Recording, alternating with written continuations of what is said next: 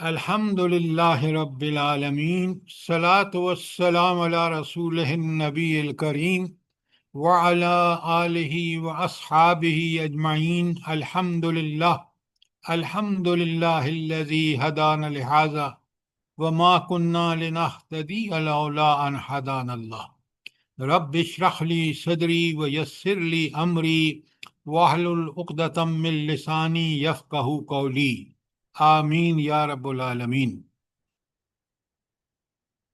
آج ہماری سیرت کی کلاس ہے، اور سیرت پڑھنے کا سب سے بڑا فائدہ کیا ہے؟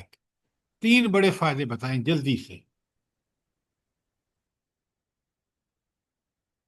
اپنی زندگی کے راستے معلوم ہوتے ہیں، قرآن پڑھنے میں مدد ملتی ہے۔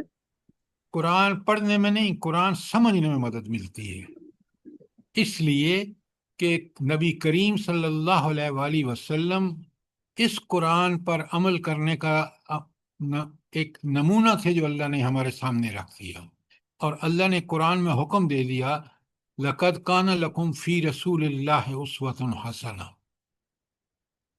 تو پہلا کہ قرآن کو سمجھنے کے لیے سیرت بہت ضروری ہے، نمبر 1۔ نمبر 2، جلدی بتائیں، دیکھیں یہ چیزیں بالکل آپ کو اور مجھے کلیئر ہونی چاہیے۔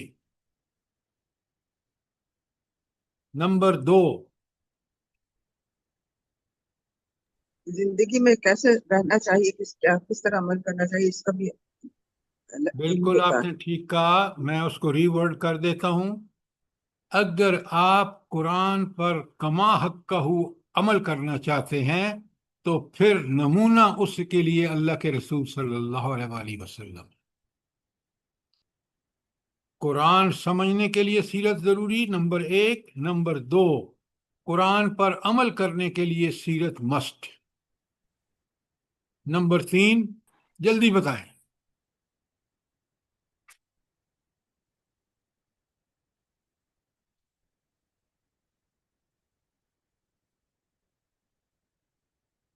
بڑے غور سے سنیے، آپ اگر فرد ہیں، ایک تنہا آدمی ہے، یا کوئی گروہ ہے، یا کوئی قوم ہے، اگر وہ کامیابی دنیا اور آخرت میں چاہتی ہے تو وہ نبی کریم قرآن اور سیرت سے اس کو پتہ چلے گا۔ دنیا اور آخرت کی کامیابی نبی کریم صلی اللہ علیہ وآلہ وسلم کی سیرت کو کما حقہ سمجھنا اور اس کے مطابق عمل کرنا، یہ 2 کام کر لے گا، چاہے وہ فرد ہو، کوئی قوم ہو، کوئی گروہ ہو، اور خاص کر امت مسلمہ کا کام فرض یہی ہے۔ لہذا یہ 3 کام جو میری اور آپ کی زندگی سنوارنے کے لیے انتہائی ضروری ہیں، وہ اس وقت تک پورے نہیں ہوتے جب ہم نبی کریم صلی اللہ علیہ وآلہ وسلم کی اطاعت کا حق ادا نہ کریں۔ نمبر 4، بڑے غور سے سنیے، سمجھیے بات کو۔ اللہ تعالیٰ کا فرماتے ہیں انسان کا دنیا میں پیدا کرنے کا اللہ تعالیٰ کا مقصد کیا تھا؟ جلدی بتائیں۔ وما خلقت الجن والانس الا ليعبدون۔ اطاعت الہی، اور وہ یہ جو آیت آپ نے پڑھی ہے وہ یہی ہے کہ عبادت اللہ کی زندگی کے ہر معاملے میں، پرست و پوجا ہو، کسی حکم کی پابندی ہو، اور تیسری بات کہ آپ صلی اللہ علیہ وسلم کی پوری اس کا نمونہ جو اطاعت الہی کا نمونہ ہے وہ نبی کریم صلی اللہ علیہ وسلم ہے۔ وَمَن يُطِعِ الرَّسُولَ فَقَدْ أَطَاعَ اللَّهَ، جس نے رسول صلی اللہ علیہ وسلم کی اطاعت کی گویا اس نے اللہ کی اطاعت کی۔ تو آپ نے دیکھا کہ وہ جو عبادت مقصد ہے وہ پورا ہی نہیں ہوتی جب تک ہم رسول صلی اللہ علیہ وآلہ وسلم کی اطاعت نہ کریں۔ تو رسول صلی اللہ علیہ وسلم کی اطاعت کا ایک سب سے بڑا مقصد کیا ہے؟ میری اور آپ کی زندگی کا مقصد پورا نہیں ہوتا جب تک ہم اللہ رب العالمین کی اطاعت نہیں کرتے، اور وہ اطاعت بالکل اس کا نمونہ نبی کریم صلی اللہ علیہ وسلم ہے۔ جب تک مجھے اور آپ کو یہ چند چیزیں کلیئر نہیں ہوں گی اور ہم ان کو سمجھ کر اپنی زندگیوں میں عمل نہیں کریں گے تو ہم اللہ تعالیٰ کی اطاعت کا حق ادا نہیں کر سکتے۔ سیرت خود بھی پڑھیے، سمجھیے، اور اپنی اولادوں کو، اپنے عزیز و رشتہ داروں کو بھی اس کے پڑھنے کا لوگوں کو ذوق پیدا کیجیے۔ آج ابھی آپ دیکھیں گے کہ کس قدر نبی کریم صلی اللہ علیہ وسلم کی زندگی ہر قسم کی ہدایت کے حوالے سے نمونہ ہے۔ کوئی سوال جلدی کریں، اپنی کتاب کا پیج کھولیں، یہ ہے پیج نمبر 516، ذات الرقا، آج جو ہم نے پڑھنا ہے۔ نکال لیا آپ نے؟ جی سر۔ الحمدللہ۔ الحمدللہ۔ اچھا، اب کبھی آپ نے غور کیا ہے کہ یتیم پیدا ہونے والی یہ ہستی اللہ تعالیٰ کے، کیونکہ ان کو نبوت کے فرائض ادا کرنے تھے تو نبوت سے پہلے بھی لوگ ان کو صادق اور امین کہتے تھے مکے والے۔ کیوں؟ یہ نمونہ تھے اس پورے معاشرے کے اندر، نبوت سے پہلے بھی صداقت اور امانت کا، سچ کا یہ نمونہ تھے۔ لیکن یوں ہی آپ صلی اللہ علیہ وسلم نے اعلان فرمایا کہ میں نبی ہوں اور یہ اللہ کا پیغام ہے تمہارے لیے، طرح طرح کی باتیں بنائی لوگوں نے، قسم کے اعتراض کیے آپ صلی اللہ علیہ وسلم۔ اس نبی کو جو صادق اور امین کہتے تھے، نبوت کے بعد کہا یہ نعوذ باللہ جھوٹا ہے، قرآن اس نے گھڑ لیا ہے۔ اور آپ نے پڑھا ہے سورہ یاسین میں کہ نبی کریم صلی اللہ علیہ وآلہ وسلم پر قرآن کا نزول ان کی نبوت کا اصول ہے، ان کی نبوت کا معیار ہے۔ کیوں کہ قرآن سوائے ایسی کتاب جو ہر پہلو سے حق ہو وہ کسی نبی پر اترتی ہے، اور نبی محمد رسول اللہ صلی اللہ علیہ وسلم اللہ کے رسول اور نبی ہے۔ اچھا، اب آپ یہ دیکھیں کہ یہ نبی کس طرح 13 سال، میں خلاصہ بیان کر رہا ہوں، 13 سال مکے میں کس اذیت ناک زندگی سے گزرتے ہیں، یہ خود بھی اور ان کے فالوورز بھی، جن کو اس وقت ہم صحابہ اور صحابیات کہتے ہیں۔ آپ اندازہ کریں کہ 5 نبوی اور پھر 6 نبوی میں 2 ہجرتیں حبشہ کو ہوئی ہیں۔ زندگی تنگ، دن بدن کفار مکہ نے تنگ کر دی صحابہ کی، صحابیات کی، اور خود نبی کریم صلی اللہ علیہ وسلم کی، یہاں تک کہ 13 نبوی میں مکے میں نبی کریم صلی اللہ علیہ وسلم کے قتل کا منصوبہ بن گیا۔ وہ قریش کی جو تھی شورا اس میں پاس بھی ہو گیا، اور اس کو ایگزیکیوٹ کرنے کے لیے، اس کو پہ عمل کرنے کے لیے نبی کریم صلی اللہ علیہ وسلم کے گھر کا محاصرہ کر لیا گیا تاکہ فجر کی نماز کے لیے نکلیں تو اس وقت شہید کر دیے گئے۔ وحی کے ذریعے اللہ رب العالمین نے نبی کریم صلی اللہ علیہ وسلم کو بتا دیا، آپ نے حضرت علی کو سلایا اور گھر گھیرے میں تھا، اس وقت وہاں سے نکلے۔ کیا پڑھ رہے تھے نبی کریم صلی اللہ علیہ وآلہ وسلم؟ جلدی بتائیں۔ سورہ یاسین پڑھ رہے تھے۔ آج بتائیں نا، پھر مزہ آئے۔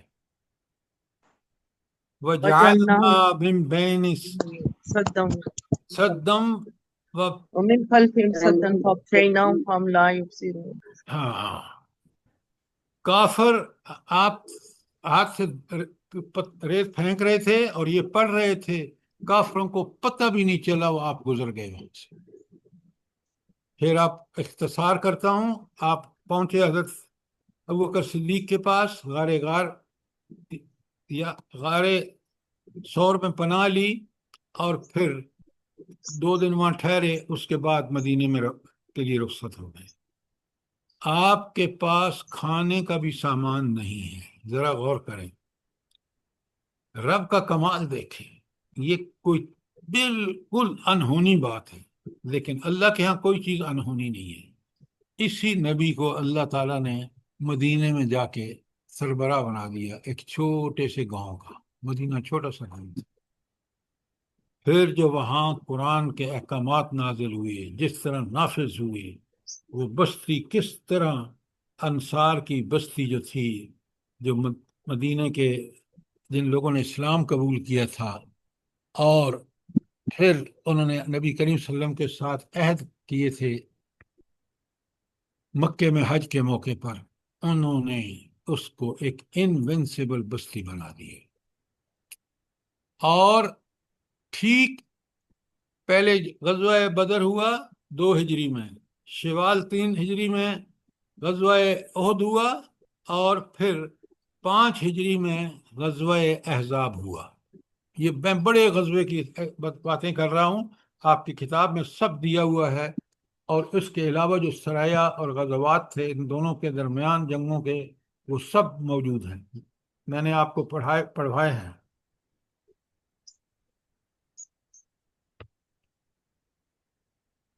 اب آپ دیکھیں، وہ مکے والے جو آپ کے خون کے پیاسے ہیں، جو اسلام کو کبھی بھی سربلند ہوتا دیکھ نہیں سکتے، ان کو جو 5 ہجری میں جنگ احزاب میں شکست ہوئی ہے، اس نے پورے عربوں کو، قبائل کو بھی، اور ان قریش مکہ کو سمجھ آ گئی کہ یہ انوینسیبل ہے، یہ اس نبی کو ہم شکست نہیں دے سکتے۔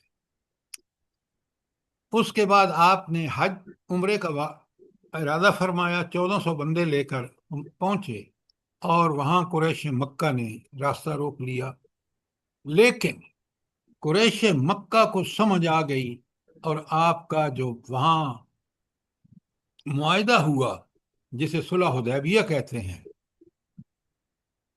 جس کی تفصیل قرآن میں کہاں آئی ہے، جلدی بتائیں سورہ فتح کے اندر، جی۔ فتح، سورہ فتح کے اندر۔ اب ایک آواز آتی ہے، اور آپ لوگ ہیں کہ ٹس سے مس نہیں ہوتے۔ پوری سورہ فتح تبصرہ ہے صلح حدیبیہ پر، اور کمال حکمت اللہ تعالیٰ کی، جو آپ نے اپنے نبی کو بھی عطا فرمائی، کہ آپ نے اسے فتح مبین کہا۔ کیوں؟ وہ پہلا موقع ہے تاریخ میں کہ مشرکین مکہ نے نبی کریم صلی اللہ علیہ وسلم کو ایک باقاعدہ طاقت، اور ایسی طاقت جس کے ساتھ انہوں نے معاہدہ کیا۔ تو قریش کی کمر کب ٹوٹی ہے پھر، جلدی بتائیں۔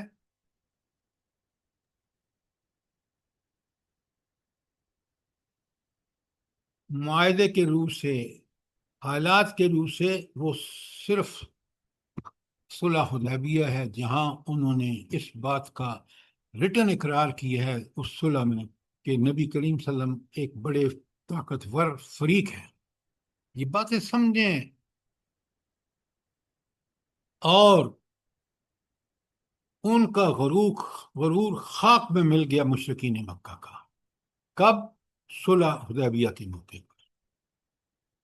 اب نبی کریم صلی اللہ علیہ وآلہ وسلم، یہ 6 ہجری کا واقعہ ہے، مدینے میں 6واں سال تھا، تو نبی کریم صلی اللہ علیہ وسلم نے اس کے بعد کیا کیا، جلدی بتائیں، اور کیوں کیا، جلدی بتائیں۔ مختلف سربراہان کو خط لکھے تھے اور اسلام کی دعوت دی تھی۔ دیکھیں، یہ بات آپ کی 100% ٹھیک ہے کہ ارد گرد کے سارے حکمرانوں اور جو بادشاہ تھے ان کو آپ صلی اللہ علیہ وسلم نے دعوت دے دی، لیکن اس سے بھی اہم کام جو تھا وہ یہ تھا کہ ایک دشمن کے ساتھ تو صلح ہو گئی 10 سال کے لیے مشرکین مکہ سے، لیکن دوسرا دشمن جو یہود کی شکل میں موجود تھا، وہ بھی کوئی کم خطرناک نہیں تھا۔ 3 تو وہ قبیلے تھے جو مدینے سے نکالے گئے تھے، بنو کینکا، بنو نذیر اور بنو قریظہ، اور انہوں نے غداریاں کی جس کے نتیجے میں ان کو پھر مدینہ بدر ہونا پڑا۔ اور یہ سارے کے سارے کہاں جمع ہو گئے؟ جلدی بتائیں۔ خیبر میں۔ خیبر میں سر، خیبر میں۔ خیبر میں جب جمع ہو گئے تو ان کی وہاں سے جو حرکات، جو سازشیں تھیں، وہ عروج پر تھیں۔ اس کا ایک ثبوت کیا ہے کہ انہوں نے وہاں خیبر میں بیٹھ کر کیا سب سے بڑا جو نبی کریم صلی اللہ علیہ وسلم کے خلاف محاذ قائم کیا، وہ کیا تھا؟ کہ نعوذ باللہ آپ کو جو ہے نا ختم کر دیا جائے، کٹھے مل کے حملہ کریں۔ ہائے ہائے، میں نے پوری سیرت آپ کو پڑھائی ہے اور آپ لوگ ہیں کہ پتہ نہیں کہاں۔ آپ صلی اللہ علیہ وسلم نے سب سے بڑا جو دشمنی کا ثبوت دیا انہوں نے، وہ ثبوت تھا، دیکھیں نا، آپ کے قتل کا منصوبہ تو بنو نذیر نے بنایا تھا، جس کا اللہ نے آپ کو اطلاع کر دی۔ اسی کے نتیجے میں وہ ہوئے، مدینہ بدر ہوئے۔ سب سے بڑا جو انہوں نے مسلمانوں کے خلاف قدم اٹھایا وہ تھا قبائل میں جا جا کر، اور وہ اتنے بڑے قبائل کو جمع کر کے مدینے پر چڑھا لائے۔ یہ تھا ان کا سب سے بڑا جرم۔ تو نبی کریم صلی اللہ علیہ وسلم نے صلح حدیبیہ جو 6 ہجری میں ہوا، 7 ہجری میں آپ صلی اللہ علیہ وسلم نے فیصلہ فرما لیا کہ اب ان کو شکست دینی ہے، نمبر 2 دشمنوں کو، جو قبائل، یہ سارے یہودی قبائل جمع ہو گئے ہیں۔ تو غزوہ خیبر کے پچھلے سنڈے کو میں نے آپ کو پڑھایا ہے، اس میں پھر آپ صلی اللہ علیہ وسلم نے ان کا قلعہ کما کیا، اور ساری تفصیلات میں نے آپ کو پڑھائی ہیں۔ مجھے افسوس ہے کہ آپ پوری تسلی سے ان چیزوں کو سمجھتے نہیں ہیں، نہ پڑھتے ہیں۔ کتاب بھی ہم نے پرسکرائب کر دی کورس کے لیے، چیزیں کھول کھول کے بیان بھی کرتا ہوں، آپ سے گزارش کرتا ہوں کہ سوال کریں، لیکن آپ اس کا حق ادا کریں پلیز۔ حق یہ ہے کہ اس سیرت کو پڑھیں، سمجھیں کہ آپ کو نبی کریم صلی اللہ علیہ وسلم کی قیادت میں صحابہ و صحابیات نے کس طرح اس قرآن کو نافذ کیا من و عن، اور کس طرح کا معاشرہ قائم ہوا کہ پھر فتح مکہ بھی ہو گئی، فتح خیبر بھی ہو گئی، آپ پیچھے پڑھ چکے ہیں۔ اور آج ہم پڑھیں گے تیسرے دشمن، پہلے قریش مکہ، دوسرے یہود، تیسرے دشمن کون سے ہیں بلا؟ جلدی بتائیں۔ مختلف قبائل جو بدو وغیرہ تھے، وہ ان کے وہ کیوں دشمن تھے؟ ٹھیک جواب آپ، وہ کیوں یہ ہیں وہ چیزیں جو آپ کو اس معاشرے میں جا کے سمجھنی ہیں۔ یہ جو بدو تھے یہ بڑے خوفناک تھے، ان کے نہ کوئی بنکر تھے، نہ کوئی ان کی اپنی بستیاں تھیں، یہ چلتے پھرتے اور لوٹ مار کرتے تھے، اور اس لوٹ مار کو روکنا اسلامی حکومت کا فرض تھا، جو نبی کریم صلی اللہ علیہ وسلم کی۔ آپ دیکھیں کہ اس لوٹ مار گروہ کو کس طرح آپ نے، نبی کریم صلی اللہ علیہ وسلم نے کنٹرول کیا، یہ بڑی اہم بات ہے۔ اور آج جو ہم پڑھ رہے ہیں، آج یہ جو پیج میں نے آپ کو بتایا ہے کہ غزوہ ذات رقاع جو صفحہ نمبر 516 پہ ہے، یہ 3 دشمن ہیں، 2 کا قلعہ کما ہو چکا، پہلے کا غزوہ صلح حدیبیہ میں مشرکین مکہ کا، دوسرے گروہ کا خاتمہ ہو گیا خیبر کی فتح کے بعد، اور تیسرا گروہ ہے جس ذات رقاع اسی حوالے سے ہوئی ہے۔ اچھا، اب بڑے غور سے سمجھیں، اس لیے میں آپ سے کہہ رہا ہوں کہ اس کو سامنے رکھیں اور میں آپ کو ساری تفصیل بتاؤں گا، اور اس کے بعد بھی اگر کوئی سوال ہوں تو میں حاضر ہوں جواب دینے کے لیے۔ اچھا، اب دیکھیں کہ یہ آپ ذرا، میں نے اب تک آپ کو جو پہلی 3 لائنیں ہیں، انٹروڈکٹری پیراگراف ہے، وہ کھولا ہے آپ کو، اور جو دوسرا پیرا ہے جو صرف 3 لائنوں پر مشتمل ہے، اور اس میں یہ لکھتے ہیں کہ یہ جو بدو تھے ان کو قابو کرنا بے انتہا ضروری تھا۔ یہ وہ تیسرا گروہ تھا جو سب سے بڑی رکاوٹ بنا ہوا تھا دین کے نفاذ میں۔ جب لوگوں کی جان و مال ہی محفوظ نہیں ہوگی تو دین کی طرف کیا توجہ دیں گے؟ تو اسی کے لیے آپ دیکھ لیں کہ نبی کریم صلی اللہ علیہ وسلم نے ان کو جو ان کے قابو کرنے کا کیا طریقہ تھا بنا؟ دیکھیں، یہ نبی کریم صلی اللہ علیہ وسلم کی حکمت عملی کو سمجھیے، یہ ہمارے لیے قیامت تک کے لیے مسلمانوں کے لیے رہنمائی ہے۔ اس کا ایک ہی طریقہ تھا کہ ان کو اتنا خوف زدہ کر دیا جائے کہ یہ لوٹ مار نہ کریں اور امن کے مسائل میں دخل اندازی نہ کریں۔ یہ ہے ان 3 جی۔ تعدیبی کارروائیاں کیا سر کی؟ تو خوف زدہ کرنے کے لیے تعدیبی کارروائیاں ہی تو کریں گے نا۔ اب دیکھیں، یہ جو اس کے بعد اس غزوہ رقا، ذات الرقا جو ہے، وہ کتاب نے بڑا آرگومنٹ سے بات کی ہے کہ یہ 7 ہجری میں ہوا، کیونکہ اس کے بارے میں تاریخ میں 4 ہجری میں بات کی ہے، لیکن وہ کہتے ہیں وہ ٹھیک نہیں ہے، اور اس کی دلیل ہے۔ اس کی دلیل یہ ہے کہ اس میں جو شریک ہوئے تھے وہ 2 صحابی ہیں، ایک ہیں حضرت ابو ہریرہ رضی اللہ تعالی عنہ اور دوسرے ہیں ابو موسیٰ اشعری۔ یہ دونوں صحابی اسلام لائے ہیں غزوہ خیبر کے وقت۔ جب یہ پہنچے ہیں اور نبی کریم صلی اللہ علیہ وسلم سے ملے ہیں وہاں، تو غزوہ خیبر جو ہے وہ کیونکہ 6 ہجری میں ہوا، تو 7 ہجری میں یہ واقعہ جو ہے ذات الرقا، کہ جس میں آپ صلی اللہ علیہ وسلم نے وہ جو قبیلے جو لوٹ مار کرتے تھے ان کو آگے پیج نمبر 2 پہ چلیں تو آپ کو پتہ چلے گا کہ یہ قبیلے کون تھے۔ بالکل اینڈ پہ ایک 516 میں انڈر لائن کریں، قبیلہ انمار یا بنو غطفان کی 2 شاخیں بنو سولبہ اور بنی محارب کے اجتماع کی خبر سن کر مدینے کا انتظام ابو ذر یا حضرت عثمان بن عفان کے حوالے کیا، اور 400 سے 700 صحابہ کرام کی معیت میں بلاد نجد کا رخ کیا۔ یہ بلاد نجد کون سے ہیں؟ جہاں یہ لوٹ مار کرنے والے قبیلے بنو غطفان یا اس کی 2 شاخیں بنو سولبہ اور بنی محارب موجود ہیں۔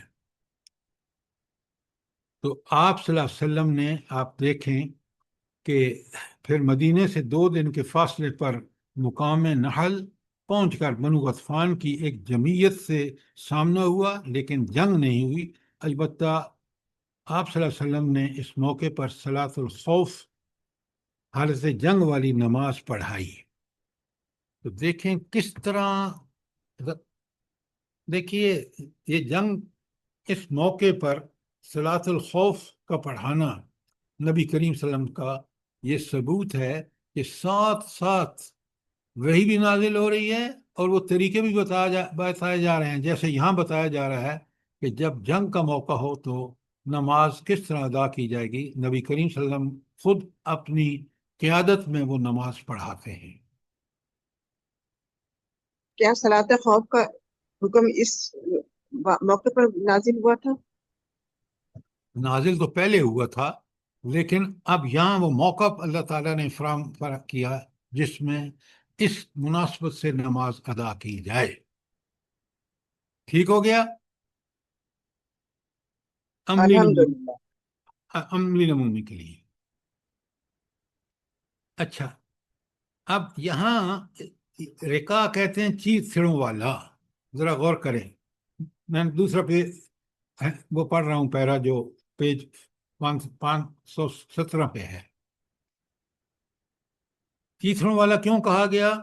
صحیح بخاری میں حضرت ابو موسیٰ اشعری جو ہیں ان سے روایت موجود ہے کہ رسول اللہ کے ساتھ وہ نکلے اور 6 آدمی تھے، ایک ہی اونٹ تھا جس پر باری باری چلتے تھے. جب ایک سوار ہوتا تھا تو 5 پیدل چلتے تھے. تو کہتے ہیں کہ ہمارے پاؤں چھلنی ہو گئے. اور یہ ان کا حضرت ابو موسیٰ اشعری کا بیان ہے. اور میرے دونوں پاؤں زخمی ہو گئے اور ناخن جھڑ گیا. ذرا غور فرمائیں صحابہ نے کتنی قربانیاں دی ہیں. آپ کا ایک ناخن اگر اکھڑ جائے تو کس قدر اذیتیں ہوتی ہیں. یہاں چنانچہ ہم لوگوں نے فرماتے ہیں کہ پاؤں پر چیتھڑے لپیٹے رہتے تھے، اس لیے اس کا نام ذات الرقاء یعنی چیتھڑوں والا پڑ گیا.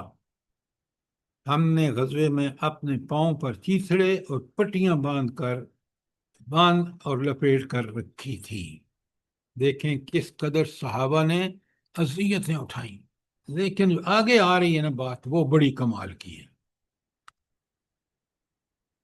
اچھا، اس میں پہلے تو نبی کریم صلی اللہ علیہ وسلم کا واقعہ ہے جو نیچے والے پیرے میں ہے کہ آپ صلی اللہ علیہ وسلم کا معمول یہ تھا کہ آپ دن میں جب بھی کسی جگہ آرام فرماتے تو درختوں کے سائے میں سارے جتنے بھی مجاہدین ہوتے وہ لیٹ جاتے. لیکن مجاہدین سب سے پہلے نبی کریم صلی اللہ علیہ وآلہ وسلم کے لیے ایک درخت کا انتخاب فرماتے.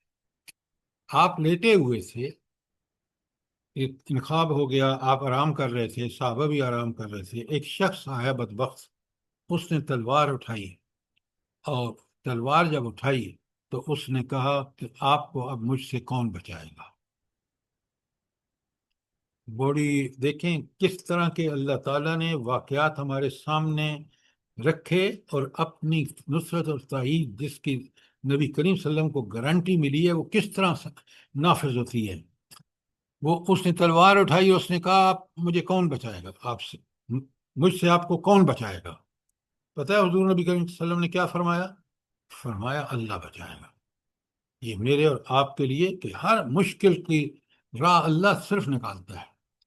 اب آپ صلی اللہ علیہ وسلم نے جب یہ کہا، اس کافر کے ہاتھ سے تلوار گر گئی. جب گر گئی تو نبی کریم صلی اللہ علیہ وآلہ وسلم نے وہ تلوار اٹھا لی، اور جب وہ تلوار اٹھا لی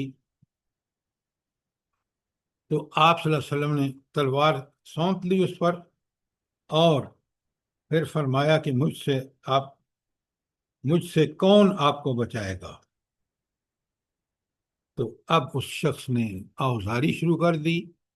اس نے کہا آپ پکڑنے والے ہوئے یعنی احسان کیجئے، اور آپ نے فرمایا کہ تم کو اللہ اکبر، کہ تم شہادت دیتے ہو کہ اللہ کے سوا کوئی معبود نہیں اور میں اللہ کا رسول ہوں. اس نے کہا میں آپ سے عہد کرتا ہوں کہ آپ سے لڑائی نہیں کروں گا اور نہ آپ سے لڑائی کرنے والوں کا ساتھ دوں گا. تو جابر رضی اللہ تعالیٰ عنہ کا بیان ہے کہ آپ نے اس کی راہ چھوڑ دی، اور اس نے اپنی قوم میں جا کر کہا میں تمہارے ہاں سب سے اچھے انسان کے پاس سے آ رہا ہوں. ذرا غور فرمائیں کہ نبی کریم صلی اللہ علیہ وسلم بدلہ لینے والے نہیں تھے، وہ اللہ کی طرف سے داعی تھے. انہوں نے دعوت دی، اس بندے نے جب وعدہ کر لیا تو آپ نے اس کو چھوڑ دیا. اب آپ سوچیں کہ ایک بدلہ لینے میں اتنا فائدہ کہاں ہوتا جتنا اس کو اقرار کرا کے جب چھوڑا تو اس نے خود اپنی قوم میں جا کے کیا گواہی دی. کیا آپ سوچیں ہمارے اندر یہ سیرت اور کردار ہے جو ہمارے نبی کریم صلی اللہ علیہ وسلم میں تھا؟ غور سے سوچیں. سر ایسا ہو تو ہم لوگ بندے بن جائیں. آج آپ دیکھ لیں کہ کس قدر گرا ہوا ہے مسلمان. اللہ سے ہم نے وعدہ کیا پاکستان دے، ملک دے، ہم اس میں اسلام نافذ کریں گے. کہیں دور دور اسلام کا نفاذ نہیں ہوا. اور آج دیکھ لیں ذلت اور پستی دیکھ لیں. نیوکلیئر پاور ہونے کے باوجود آپ دیکھ لیں کہ ہم کس قسم کے طاغوت کو ہیلپ کر رہے ہیں.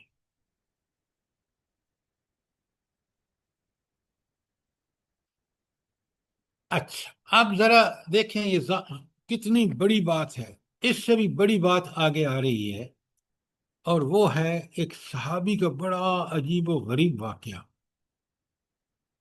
یہ میں پیج 518 پہ جو آپ کا آخری پیرا ہے اس کو پڑھ رہا ہوں. اوپر آپ دیکھ رہے ہیں کہ تمام اچھا نماز کی ادائیگی نبی صلی اللہ علیہ وسلم کی امامت میں، اور اس کے بعد آپ دیکھیں کہ یہ عجیب و غریب واقعہ جو ہے صحابی کا، یہ اچھا سب سے پہلے تو یہ دیکھیں کہ ایک شخص جو تھا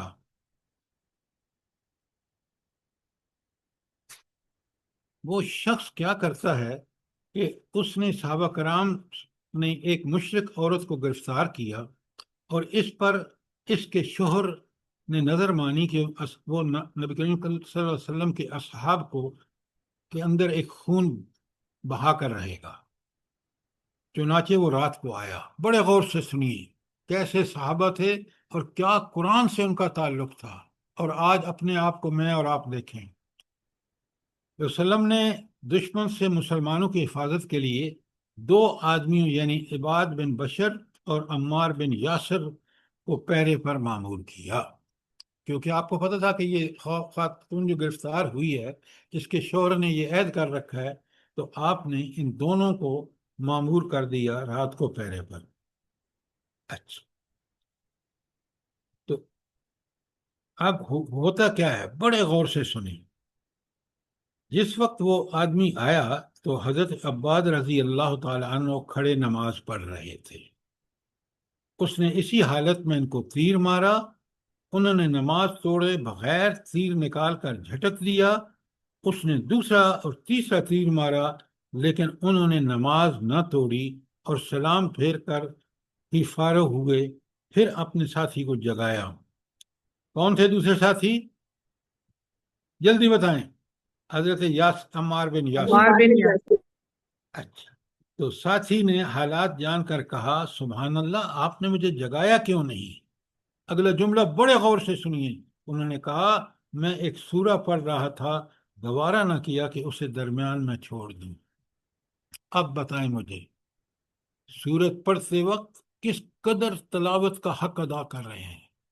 ایسا سمجھ رہے ہیں کہ تیر جو ان کو لگا اس تیر کی وجہ سے انہوں نے نماز نہیں توڑی کہ کہیں سورت کا میرا جو میں سمجھ رہا ہوں، جو مجھے فہم حاصل رہا ہے، جس سے میرا ایمان بڑھ رہا ہے، اس میں کمی نہ واقع ہو. 3 تیر انہوں نے کھائے ہیں اور انہوں نے بالکل نماز نہیں توڑی. جب نماز ختم کر کے وہ جگایا تو وہ صحابی کہتے ہیں حضرت عمار بن یاسر کہ آپ نے مجھے کیوں نہیں جگایا؟ اور جواب کیا خوبصورت ہے کہ میں ایک سورت پڑھ رہا تھا، گوارا نہ کیا کہ درمیان میں چھوڑ دوں. آپ ذرا غور فرمائیں کہ کس قدر یہ لوگ جو تھے کمال کے لوگ تھے. اتنا کمال اور اتنا قرآن سے تعلق، تو قرآن نازل کرنے والی ہستی نے ان کو کس طرح فتوحات سے نوازا. اور آج ہم دیکھیں اس قرآن سے کیا ہمارا کہیں دور دور بھی ایسا تعلق ہے؟ سبحان اللہ و بحمدہ سبحان اللہ العظیم. تو اب آپ دیکھیں کہ سب سے بڑا جو فائدہ ہوا کہ غطفان کے ان قبائل نے غزوے کے بعد سر اٹھانے کی جرت نہ کی بلکہ ڈھیلے پڑتے چلے گئے اور بالآخر اسلام قبول کر لیا. حتیٰ کہ ان اعراب کے کئی قبائل ہم کو فتح مکہ اور غزوہ حنین میں مسلمانوں کے ساتھ نظر آتے ہیں، یعنی وہ دست و بازو بن گئے اسلام کے، اور غزوہ فتح مکہ اور غزوہ حنین میں انہوں نے شرکتیں کی. یہ کون لوگ ہیں؟ جو ڈاکے مارتے ہیں، جو ڈاکو ہیں. یہ تھا کمال اسلام کا. نبی کریم صلی اللہ علیہ وسلم کی ذات سے جو امن و سکون پھیل رہا تھا، جس طرح آپ صلی اللہ علیہ وسلم چیزوں کو نافذ فرما رہے تھے اللہ کے احکامات کو. اور آپ دیکھیں کہ ان کے جو پھر نیچے سارے پیج 519 پر جو ان قبائل کے کمالات بیان ہوئے ہیں، انسان اش کر اٹھتا ہے کہ وہ لوگ جو دین کے اتنے مخالف تھے انہوں نے کس طرح دین کے دست و بازو بن گئے. یہ ہے غزوہ ذات الرقاع، جس میں آپ صلی اللہ علیہ وسلم نے تیسرے دشمن، پہلا دشمن قریش مکہ، ان کا دشمنی کا خاتمہ ہوا صلح حدیبیہ میں. دوسرے دشمن یہود، جن کا خاتمہ ہوا فتح خیبر کے بعد 7 ہجری میں. اور تیسرا گروہ یہ بنو غطفان کے قبیلے ہیں جو لوٹ مار کرتے تھے، ان کا خاتمہ ہوا 7 ہجری میں. کوئی سوال، کوئی چیز کلیئر نہ ہوئی ہو. بہت اہم ہے. دیکھیں کس طرح نبی کریم صلی اللہ علیہ وسلم نے ان کا خاتمہ فرمایا. اگر یہ بات آپ کو واضح سمجھ آ گئی ہے، کوئی سوال نہیں ہے، تو میں آگے چلتا ہوں. 519 صفحے کے پہ دیکھیں کہ 7 ہجری کے چند سرایا، یہ آپ خود پڑھیں گے. سرایا اس جنگ کو کہتے ہیں یا اس مہم کو کہتے ہیں جس پہ پلاننگ تو نبی کریم صلی اللہ علیہ وآلہ وسلم نے کی، لیکن سربراہ آپ نے شرکت نہیں کی بوجہ مجبوری کہ اور بہت سارے کام تھے. تو جن لوگوں نے کو ذمہ دار ٹھہرایا، مثلا یہ سریہ قدید ہے اور پھر سریہ حسمی ہے. دیکھتے جائیے، یہ دونوں پیج 519 پر ہیں. اور پھر سریہ توبہ ہے، ساری تربہ. اور 4 نمبر پہ سریہ اطراف فدق ہے، اور 5 پر سریہ میفع ہے، اور 6 پر سریہ خیبر ہے، اور 7 پر سریہ یمن و جبار ہے، اور آخری سریہ ہے سریہ غابہ. یہ سارے جنگی مہمیں کس لیے تھیں؟ اس لیے سارے غزوات اور سرایا یہ کوئی تقریباً 70 کے قریب بنتے ہیں. یہ ان کا مقصد یہ تھا کہ جو قبیلے پوٹینشل جن کا تھا کہ وہ حملہ آور ہو سکتے تھے مدینے پر یا اسلام کے راستے میں رکاوٹ بن سکتے تھے، ان سب کو ان غزوات اور سرایا کے ذریعے ان کا خاتمہ کیا، اور اس طرح اسلامی حکومت قائم ہوئی. کوئی سوال یہاں تک؟ سیرت کو پڑھیے، سمجھیے، غور کیجئے کہ نبی کریم صلی اللہ علیہ وآلہ وسلم کو اللہ تعالیٰ کیوں ہمارے لیے نمونہ مقرر فرما رہے ہیں. جتنے مشکل حالات، جتنی جنگی مہمیں، جتنی بڑی جنگیں آپ نے لڑی ہیں، کوئی دنیا کا کمانڈر نہیں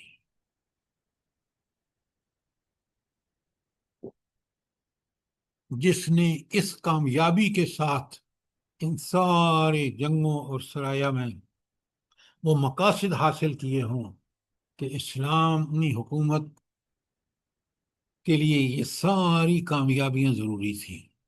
نبی کریم صلی اللہ علیہ وآلہ وسلم نے مدینے کے 10 سال میں آپ دیکھیں کہ ایسا لگتا ہے کہ ایک جنگی کیمپ کی زندگی ہے. آپ مجھے تاریخ سے کوئی ایک جرنیل دکھا دیجئے پوری انسانی تاریخ سے جس نے اس طرح فتوحات حاصل کی ہوں جس طرح نبی کریم صلی اللہ علیہ وسلم نے کی. اور عین اس وقت بڑے غور سے سنیں، آپ نے اپنی ازواج مطہرات سے کہا جو کچھ تم خلوت میں دیکھتی ہو جلوت میں لوگوں کو بتا دو. کتنی پاک صاف زندگی ہے نبی کریم صلی اللہ علیہ وسلم کی.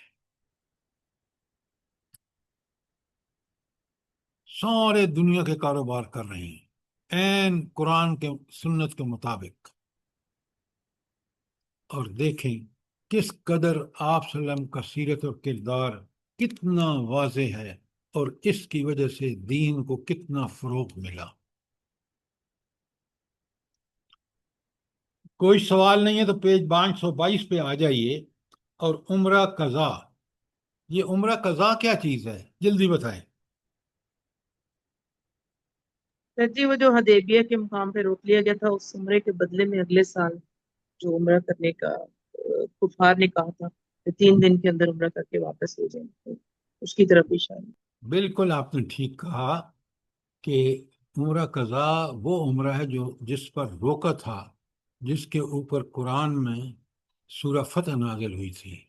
تو اس اگلے سال جب عمرہ کیا تو وہ عمرہ قضا کہلایا، کیونکہ آپ اسی عمرے کو کر رہے تھے جو اس سے پہلے سال صلح حدیبیہ پہ آپ گئے تھے عمرہ کرنے.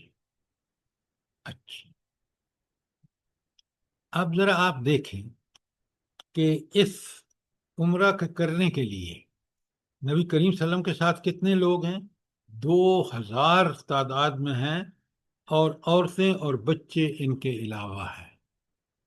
یہ تو تھی تعداد کے اعتبار سے کہ اتنے بڑے صحابی اور صحابیات اس تعداد میں عمرہ نبی کریم صلی اللہ علیہ وسلم کے ساتھ مدینے سے مکہ گئے ہوں، یہ زبردست ایک مثال تھی۔ اور پھر آپ دیکھیں پیرا نمبر 2 میں عمرہ کے لیے روانگی کا جو منظر پیش کرتے ہیں صاحب رقیق المختوم، بڑا پیارا ہے۔ وہ کہتے ہیں کہ سب سے پہلا کام، ہمیشہ آپ جب بھی جاتے کسی غزوے سرایا یا اس عمرے کے لیے، تو مدینے کی جو حکومت تھی اس کے کس کو بنایا؟ ابو ذر غفاری رضی اللہ تعالیٰ کو مدینے میں اپنا جانشین بنایا، اور قربانی کے اونٹ اپنے ساتھ لیے، ذوالحلیفہ سے عمرہ کا احرام باندھا، جو آج بھی سنت ہے کہ مدینے سے عمرہ کرنے کے لیے آپ کو ذوالحلیفہ وہ جگہ ہے جہاں سے آپ عمرے کا وہ باندھیں گے احرام۔ اور پھر آپ نے تلبیہ پکاری، اور مسلمانوں نے بھی، اور قریش نے کی جانب سے بدعہدی کے سبب ہتھیار لے کر جنگجو افراد کے ساتھ بالکل تیار ہو کر نکلے۔ جب وادی یاجج پہنچے تو سارے ہتھیار یعنی ڈھال، سپر، نیزے سب رکھ دیے، اور اس کی حفاظت کے لیے 2 صحابی، ایک اوس بن خولی انصاری کی ماتحتی میں 200 آدمی وہیں چھوڑ دیے، اور سوار کا ہتھیار یعنی میان میں رکھی ہوئی تلواریں لے کر مکے میں داخل ہوئے۔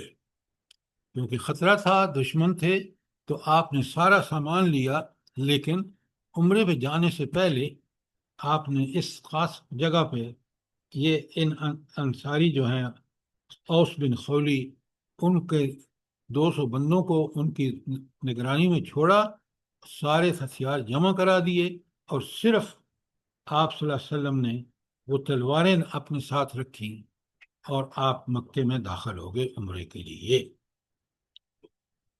آپ کی اونٹنی کا نام کیا تھا بلا؟ قصوہ جی، قصوہ۔ قصوہ، قاف صاد واو یہ چھوٹی اوپر کھڑی زبر، قصوہ، اس پر سوار تھے۔ مسلمانوں نے تلواریں حمائل کر رکھی تھیں، اور رسول اللہ صلی اللہ علیہ وسلم کو گھیرے میں لیے ہوئے لبیک پکار رہے تھے۔ کیا منظر ہوگا! کاش اللہ تعالی ہمیں بھی اس کی جھلک دکھا دیتا کہ نبی کریم صلی اللہ علیہ وسلم ان پیارے صحابہ کے ساتھ جو ان پر جان قربان کرتے ہیں، وہ سب مل کے تلبیہ پکار رہے ہیں۔ تو جب مشرکین نکلے گھروں سے، چھتوں پر چڑھ کے دیکھ رہے ہیں کہ کس شان سے مسلمان جو ہیں وہ داخل ہو رہے ہیں، اچھا ان کا ایک خیال تھا کہ یہ جو مدینہ کا موسم ہے اس میں یہ سارے مہاجر جو مکے کے ہیں یہ کمزور ہو گئے، کیونکہ ان کو تو وہاں بخار آتا ہے۔ تو نبی کریم صلی اللہ علیہ وسلم نے کمال حکمت کے دیکھیں، فرمایا کہ جب تم عمرہ کرو نا تو 3 چکروں میں بالکل اکڑ کے چلو۔ جب مسلمانوں نے اس طرح مظاہرہ کیا تو کافر کہنے لگے تو ان پر تو کوئی فرق نہیں پڑا۔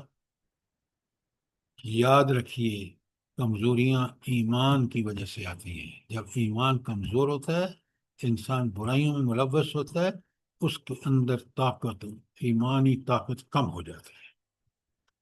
جب ایمانی طاقت کم ہوتی ہے وہ بڑا بزدل ہو جاتا ہے، جیسے آج کا مسلمان ہے۔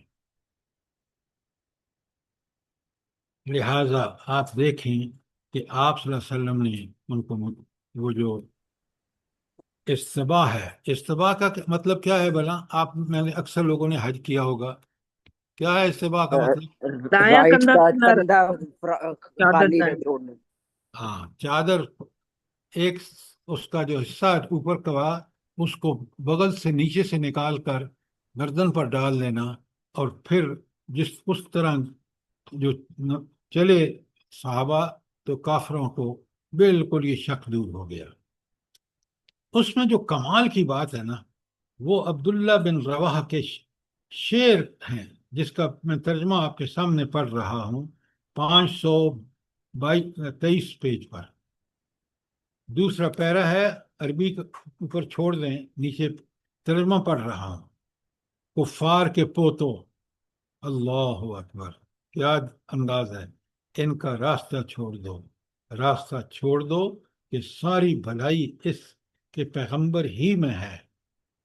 ایمان نے اپنی تنزیل میں اتارا ہے، رحمان نے اپنی تنزیل میں اتارا ہے۔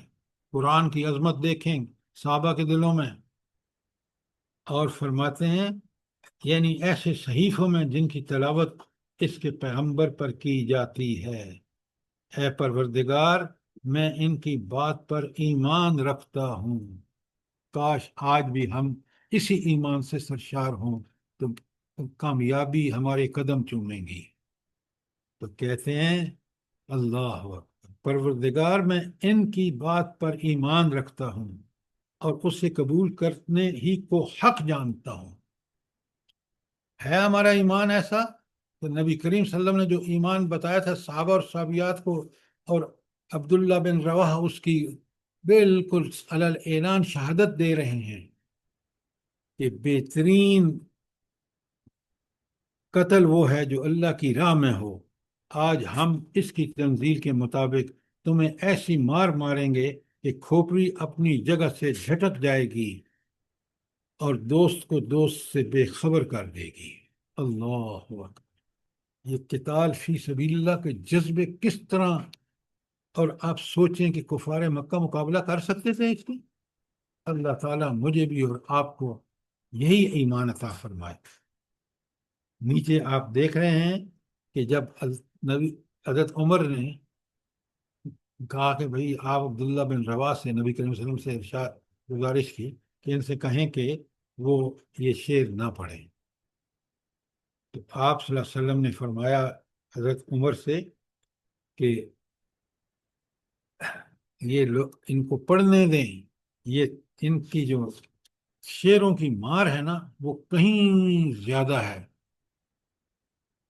تو طواف سے فارغ ہو کر پیج 524 پہ آ جائیے۔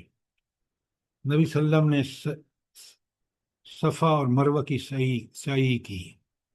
دیکھیں یہ ہے نبی کریم صلی اللہ علیہ وسلم نے عملاً ہمیں بتا دیا کہ عمرہ کس طرح ہوتا ہے۔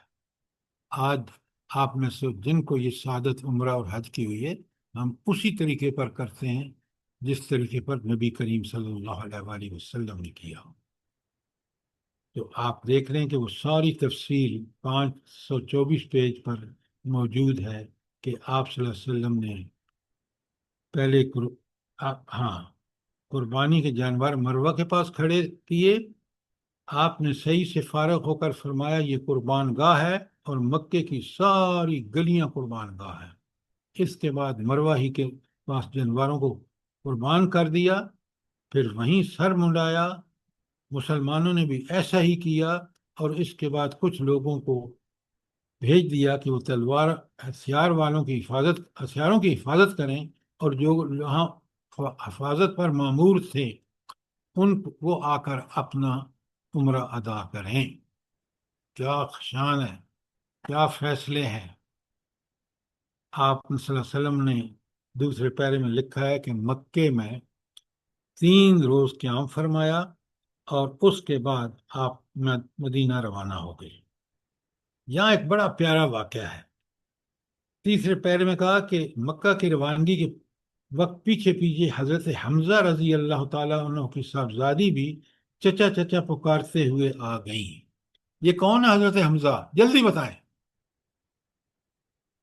نبی پاک کے آگے سر لوگ چچا تھے جو چچا شہید جو ہو گئے تھے، رضائی بھائی بھی تھے سر جی، رضائی بھائی بھی تھے، یہ شہید ہو گئے تھے، اور ان کی شہادت کے بعد ان کی بیٹی، اب دیکھیں صحابہ میں تو جب یہ بچی پہنچی تو کیا منظر ہوگا۔ تو اب تین میں جھگڑا ہوا کہ کون اس کی کرے کفالت، حضرت علی، حضرت جعفر اور حضرت زید۔ تو نبی کریم صلی اللہ علیہ وسلم نے کتنا حکیمانہ فیصلہ کیا کہ حضرت جعفر کے حق میں فیصلہ کیا، کیونکہ اس بچی کی خالہ ان کی زوجیت میں تھی۔ کیا بات ہے! کیونکہ خالہ ماں کے جیسی ہوتی ہے، اور آپ کا فیصلہ کتنا حکمت پر مبنی تھا کہ آپ نے وہ بچی جو حضرت حمزہ کی بیٹی تھی اس کو حوالے کیا اس صحابی حضرت جعفر کے، جس کی بیوی ان کی خالہ تھی اس بچی کی، تو وہ اس سے بہتر کوئی اس کی حفاظت نہیں کر سکتا تھا۔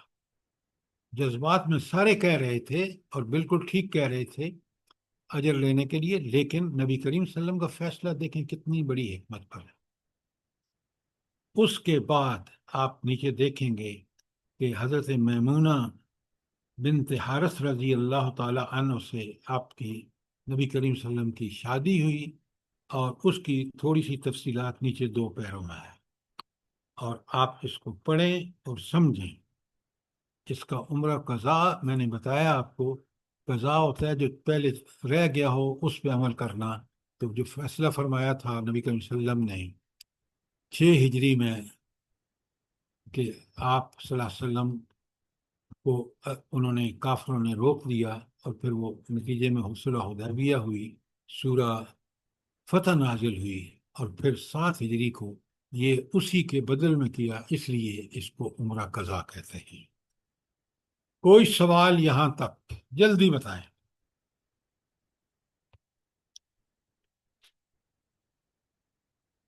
کوئی سوال نہیں ہے؟ جلدی کریں۔ سر حج میں قربانی ہوتی ہے، یہ تو عمرہ قضا لکھا ہوا ہے، تو پھر حج ہوا نا، پھر حج قضا لکھنا چاہیے نا۔ حج تو ذوالحجہ میں ہوتا ہے، یہ عمرہ تھا، اور اس عمرے میں بھی نبی کریم صلی اللہ علیہ وسلم نے، جیسا کہ آپ نے پڑھا ہے، قربانی کی ہے۔ تو یہ حج نہیں ہے، حج تو ذوالحجہ میں ہوتا ہے، اور انہی ارکان کے ساتھ جن کا ذکر قرآن نے کیا ہے۔ نبی کریم صلی اللہ علیہ وسلم نے حج، پورے حج کی آخری حج جو کیا ہے وہ ہمارے لیے وہ مسنون حج ہے۔ بات سمجھ آئی کہ نہیں آئی؟ جی سر، جزاک اللہ سر۔ اچھا، سر انہوں نے یہ قربانی کیوں کی اس ٹائم؟ اب میں تو آپ کو نہیں بتا سکتا، نبی کریم صلی اللہ علیہ وآلہ وسلم کا فیصلہ تھا، اور یہ جانور وہ ساتھ لائے تھے، انہوں نے قربانی کی۔ اور سر یہ جی، یہ آپشنل بھی ہو سکتا ہے۔ میں آپ سے کچھ دیکھیں، نبی جی کریم صلی اللہ علیہ وآلہ وسلم نے عمل کیا، یہ مسنون عمل ہے، آپ کر سکتے ہیں۔ ہو سکتا ہے یہ اس وجہ سے ہو کہ عمرہ قضا تھا یہ۔ اب جتنی بھی آپ کی ایکسپلینیشن ہے نا، وہ آپ کا ایکسپلینیشن ہو سکتا ہے، لیکن عمرے پر قربانی جو ہے وہ نبی کریم صلی اللہ علیہ وسلم کے اس عمرہ قضا میں ہوئی ہے، اور یہ آپ کے سامنے مثال ہے۔ تو مومن کا فرض یہ ہے کہ جو نبی کریم صلی اللہ علیہ وسلم کا عمل ہے اس کو کر سکے تو ضرور کرے، ورنہ اللہ نے عمرے میں قربانی کی چھوٹ دی ہے۔ اچھا، اب ہم چلتے ہیں معرکہ موتا پہ۔ اس کو آج پڑھیں یا اگلی دفعہ؟ کیونکہ اس کے بعد وہ فتح مکہ ہے، جلدی بتائیں۔ سر، یہ اگلی ایک دفعہ پیج پڑھیں پڑھ گے، اس میں لیتے ہیں۔ خاصی تفصیل ہے۔ ہاں، لیکن آپ لوگ کیوں نہیں پڑھ رہے؟ مجھے بتائیں، جس طرح پڑھنا چاہیے اس کتاب کو، تاکہ سیرت سے ہماری بالکل ٹھیک ٹھیک واقفیت ہو جائے۔ کیا وجہ ہے؟ آپ کیوں نہیں دلچسپی سے پڑھ رہے اس کو؟ بتائیں نا مجھے وجہ۔ میرے الحمدللہ پڑھ رہے ہیں۔ ہاں، لیکن سوالوں کے جواب نہیں دیتے۔ مجھے یہ بتائیں، پوری کھل کے بتائیں کہ کہیں میرے پڑھانے میں نقص تو نہیں ہے۔ नहीं सर जी, सर हमारे अल्लाह अंदर ही पाक आपको कमियां जजाय कोताहियां खैर हैं। दे। आप हम सही लोग फरमा खुद रहे जी, अगर कोई नक्स है तो बताएं ताकि मैं अपनी इस्लाह कर लूं। सर आपके साथ और आपने जैसे समझाते हैं उस तरह बहुत अच्छा लगता है, इसलिए हम लोग सुस्ती करते हैं, सीधी जो बात है ना। और बहुत अच्छा लगता है आप जैसे पढ़ा रहे हैं ना उसको समझने में ना। लेकिन सर हम देखें आप, एक मैडम एक बात बड़ी अच्छी तरह समझ लें, जब तक आप अपना होमवर्क नहीं करते ना, टीचर कितना भी अच्छा पढ़ाए उसका अपनी समझ के मुताबिक एक्सप्लेन करता है।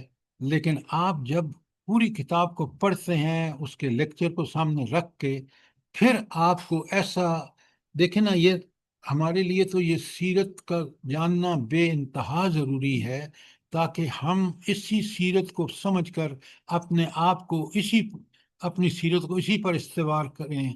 ऐसे ही हम सच्चे, और ऐसे ही हम दयानतदार, ऐसे ही अमानतदार, ऐसे ही हमारे आमाल हों, ताकि क़यामत के दिन अल्लाह ताला हमसे खुश हो जाए।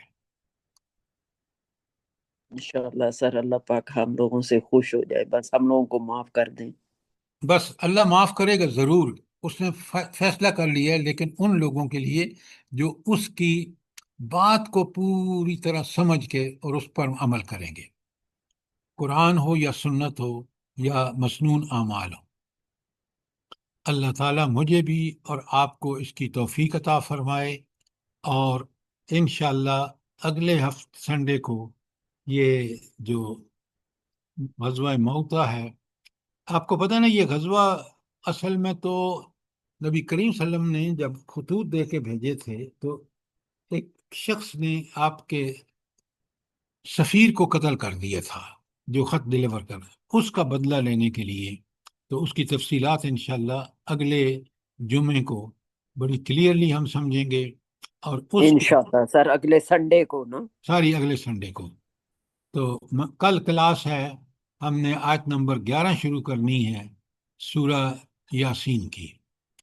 और मैंने आपसे जी गुजारिश की इंशाअल्लाह। थी कि जो सूरतें हमें पढ़ने का हुक्म दिया गया है, उन सूरतों के मज़ामीन को समझ के पढ़ेंगे तो पूरी ज़िंदगी में हम उन पर अमल करने के पाबंद हो जाएंगे, और फिर अल्लाह ताला हमें कल्ब मुनीब दे देगा, और वही कल्ब फिर बाद में हमारा नफ्स मुतमइन्ना वाला कल्ब मुतमइन्ना बन जाएगा। अल्लाह ताला मुझे भी और आपको डेली बुनियाद पर सूरह यासीन और सूरह मुल्क ये पढ़ने की तौफीक अता फरमाए। आमीन सुम्मा आमीन। जुम्मे को हम सूरह कहफ पढ़ें, क्यों? इसलिए कि दज्जाली फितना अब बहुत दूर नहीं है। तो उसी की पनाह के हवाले से समझ के पढ़ें। मैंने आपको सब पढ़ा दिया, समझा दिया, ताकि हम ये पूरे हफ्ते में दो ये रेगुलर सूरतें मुल्क और यासीन, और हफ्तावार कहफ पढ़कर अल्लाह ताला हमें समझ कर पढ़ने की तौफीक अता फरमाए, ताकि हम इन चीज़ों को अपनी पूरी ज़िंदगी में नाफज कर लें। रब्बना तक़ब्बल मिन्ना इन्नका अंतस समीउल अलीम व तुब अलैना इन्नका अंतत तव्वाबुर रहीम। आमीन सुम्मा आमीन। अल्लाह पाक आपको सर भी जी एक सेहत ये तंदुरुस्ती बने हमारी, दे। सर जी एक गलती है हमारी, हम मोता पढ़ते हैं मीम पर जबर, तो यहाँ रावी लिखते हैं मीम पर पेश है, तो मौता इसको मूता मौता, पढ़े। हाँ जी मौता, बिल्कुल ठीक कहा मूता। आपने। जजाकल्लाह। गज़वा मूता मीम पे पेश है।